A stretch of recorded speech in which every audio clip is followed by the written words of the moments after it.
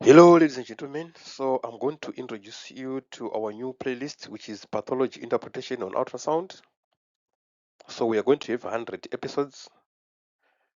In this episode, we are going to discuss abdominal pathologies. So we give you the image and then the interpretation. So this is a skill that I want you to learn how to interpret ultrasound images.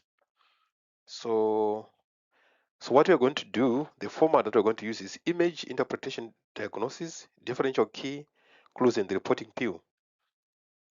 So let's start with our first image for interpretation.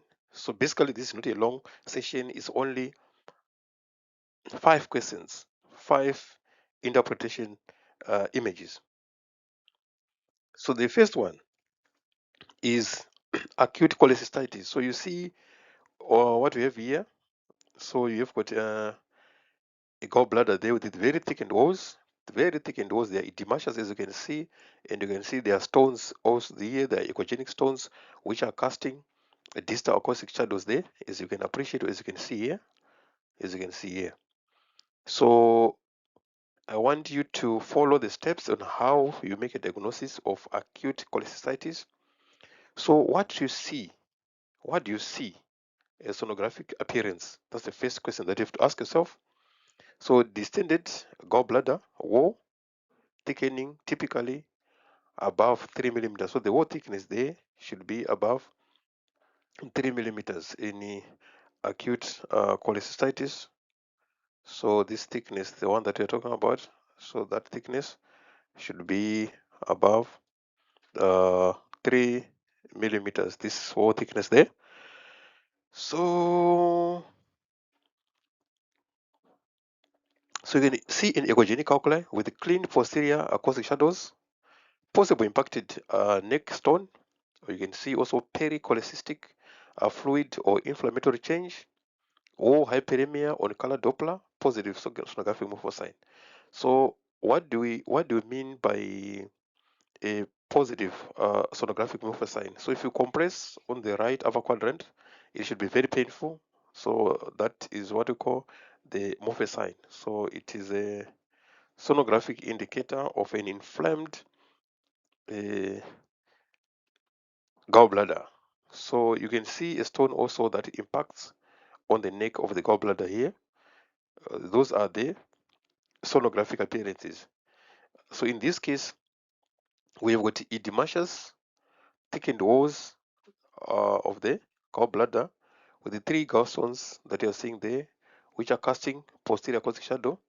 So there's some echogenic debris also there, as you can appreciate there. So these are indicators of uh, calculus cholecystitis or cholelithiasis with cholecystitis. So when there are stones in the gallbladder, the formation of stones in the gallbladder is called cholelithiasis. So the systematic interpretation. In the appropriate clinical setting, the combination of gallstones, gallbladder distension and wall thickening, inflammatory change and focal tenderness over the gallbladder strongly support acute calculus, acute calculus cholecystitis. So if we've got a combination of stones, thickened walls, and the positive morphosine, then it's suggestive of acute cholecystitis. But when there's inflammation without stones, then that one will call acute it's just cholecystitis. Inflammation of the gallbladder itself is what is called cholecystitis. So the differentials to acute cholecystitis, gallbladder edema from systemic disease can also present likewise. Chronic cholecystitis, hepatitis, and hypobilirubinemia can also be differentials to acute cholecystitis. So the key sonographic clues: the stone plus thick wall plus morphosine plus thick plus equivalent to acute cholecystitis. So if you see a thickened wall of the gallbladder with a stone positive morphosine, you must think of acute cholecystitis, which is inflammation of the gallbladder itself. So the reporting pill: do not diagnose from wall thickening alone. So you must integrate the stones, the amorphous sign, the distension of the gallbladder itself, and the surrounding inflammatory findings. So this is the rule. That's the golden rule. You don't just quickly rush and make a diagnosis of uh, cholecystitis, acute cholecystitis, without correlating with the other findings. So case number 2, that is now acute appendicitis. So here, what you're seeing here, that is a tubular structure, like that with a closed end. So that's your appendix. So this is the diameter of the appendix, and this is the thickness of the appendix. So those are the two things you're supposed to identify and measure, like that. You can see this is the diameter of the appendix in terms of section that resembles a bull's eye. So what do you see? Sonographic appearance: blind ending, non-compressible tubular structure arising from the cecal region. Outer diameter typically is above 6 millimeters. So if the outer diameter is above 6 millimeters, sorry, it's above 6 millimeters, that could be an indicator of acute appendicitis. Thickened walls, target appearance in transverse section, echogenic, inflamed, periappendiceal fat. So you can see fat stranding, the fat around can also be inflamed. So that is called fat stranding. And then hyperemia on color Doppler, which is increased high blood pressure, increased high blood flow around the appendix, which is an inflammatory response. And then possible appendicolite with posterior across shadow. Say times when the appendix is inflamed like that, you can see a stone, which is called an appendicolite. So there could be an appendicolite as well. So the systematic interpretation: a non-compressible enlarged appendix with a periappendiceal inflammatory change is highly suspicious for acute appendicitis.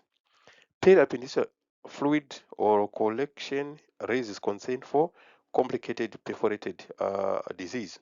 So if you see fluid around the appendix like that, you should now think about perforation.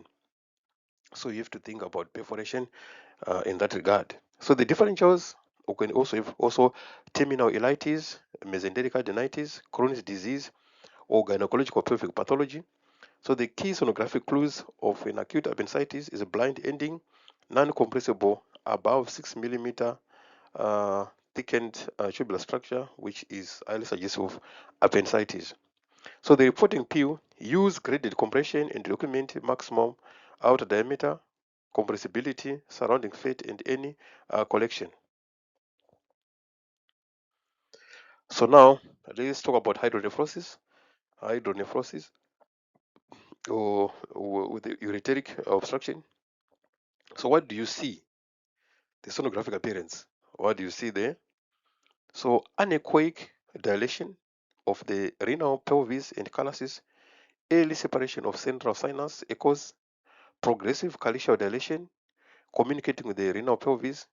The severe chronic obstruction may cause cortical thinning. A calculus may be echogenic with posterior shadowing and color Doppler twinkle artifact. So you can see here, those are the color communicating of the calyces, or the fluid that is communicating like that. And then this is your cortex there. So in chronic stages, you will see cortical thinning. So you can see here, the renal pelvis again, there is fluid there.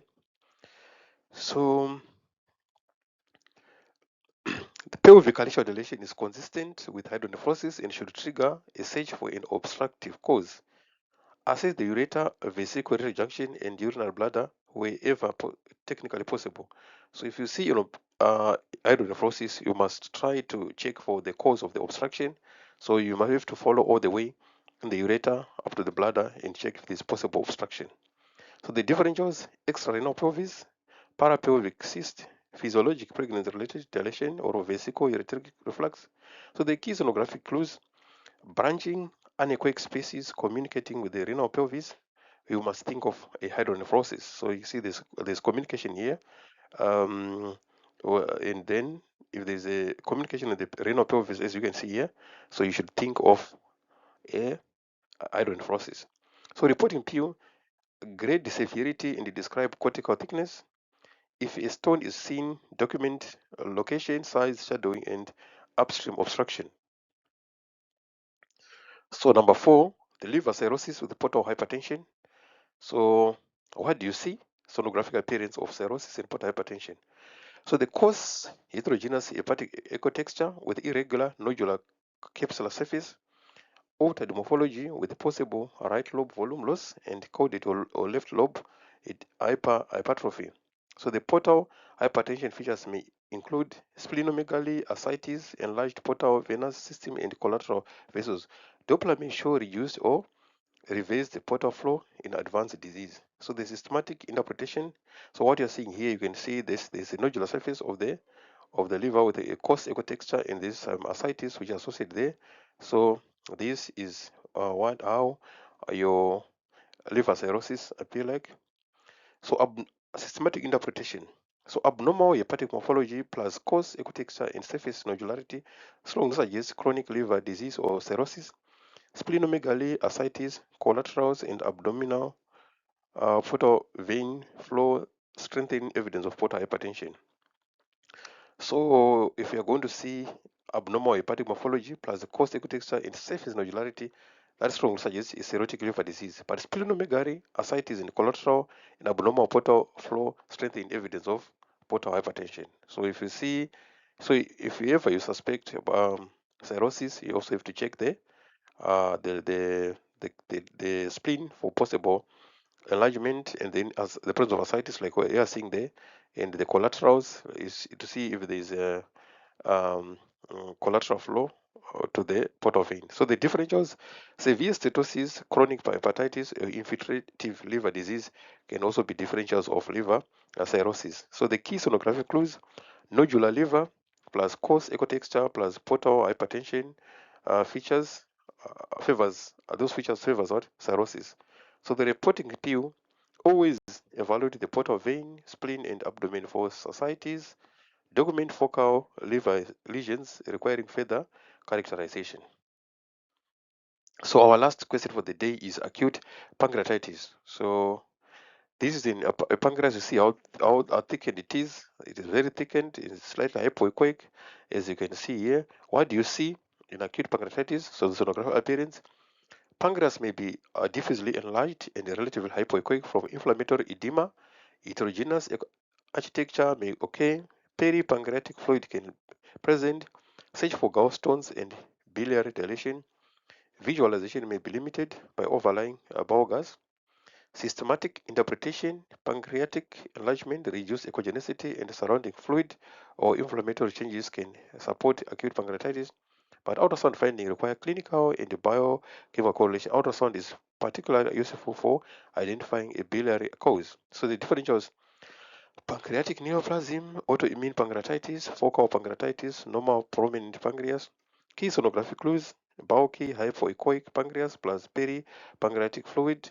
Consider acute pancreatitis. So the reporting PU: state visualization limitations, evaluate the gallbladder and bile ducts because identify gallstone disease may cause change in management. So what we have here, a very edematous, thickened pancreas like that. So the pancreatic duct is not all that distended, as you can appreciate there. That is acute pancreatitis. But in chronic stages, it will shrink. It can become more hyperechoic and shrunk in size. Then you can have some cysts inside or some stone formations. So the MLU pathology interpretation method. So the first thing that is to say before you reveal or talk about your diagnosis is you must start with the ultrasound image before revealing the diagnosis. So the first thing is for you is to have a good diagnostic image. That's the first thing before you make a diagnosis. Then what do you see on the image that if acquired? Describe echogenicity, morphology, size, margins, vascularity, and secondary signs. So interpret, connect the individual sonography findings into a coherent pattern. Then diagnose. Say the most likely diagnosis and appropriate differentials. Then finally, you have to report. Finish with the key clue and a practical reporting PU. Ladies and gentlemen, I thank you so much for your time. I hope you are enjoying the learning. So let's keep learning. If you've got areas that you feel that you need specific attention, you must let me know. then I will try to squeeze and slot it in. Thank you so much. Enjoy the rest of the day. It's a bye for now.